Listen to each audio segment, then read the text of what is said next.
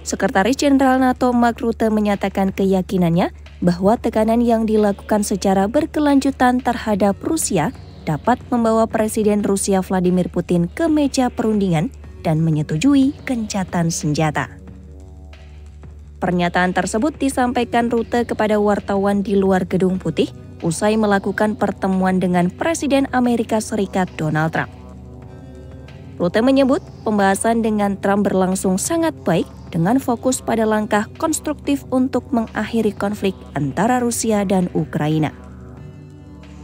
Dalam pertemuan itu, Rutte juga menegaskan dukungannya terhadap inisiatif Trump untuk menekan Putin agar menerima pandangan bahwa kedua pihak harus menahan diri di posisi saat ini dan menghentikan eskalasi.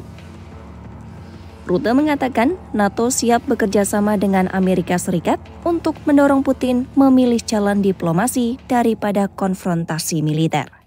So all of this is having an impact. So I'm absolutely convinced that with sustained pressure, we will be able to get Putin to the table to agree with a ceasefire and then other talks coming after that. Pemerintah Amerika Serikat mengumumkan sanksi baru terhadap industri minyak Rusia sebagai bagian dari upaya mendorong Moskwa untuk bernegosiasi. Sanksi ini menyasar dua perusahaan minyak terbesar Rusia, Rosneft dan Lukoil, serta puluhan anak perusahaannya yang beroperasi di luar negeri. Pengumuman tersebut disampaikan oleh Menteri Keuangan Amerika Serikat Scott Bessent bersama pesan dukungan untuk langkah diplomatik yang ditempuh Presiden Donald Trump. Bessent menyebut langkah ini adalah bentuk tekanan strategis untuk mendorong Putin mengakhiri konflik di Ukraina dan memulihkan stabilitas regional.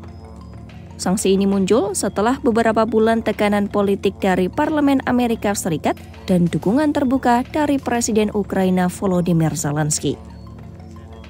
Zelensky telah berulang kali meminta Amerika Serikat meningkatkan tekanan terhadap industri energi Rusia yang selama ini menjadi sumber utama pembiayaan operasi militer Moskwa.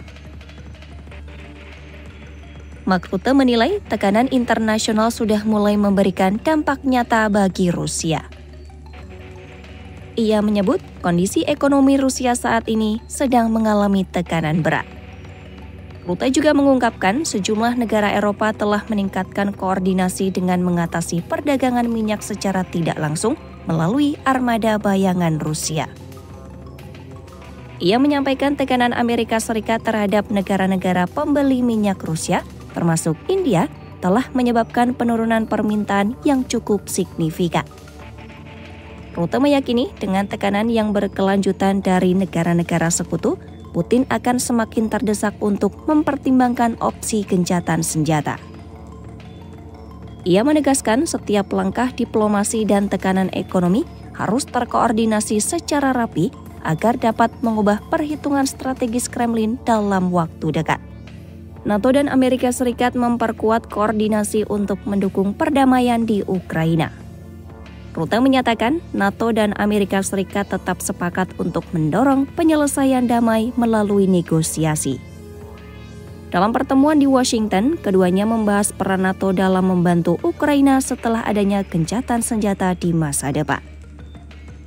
NATO saat ini masih mengordinasikan pengiriman senjata ke Ukraina yang sebagian besar dibeli dari Amerika Serikat oleh Kanada dan negara-negara Eropa.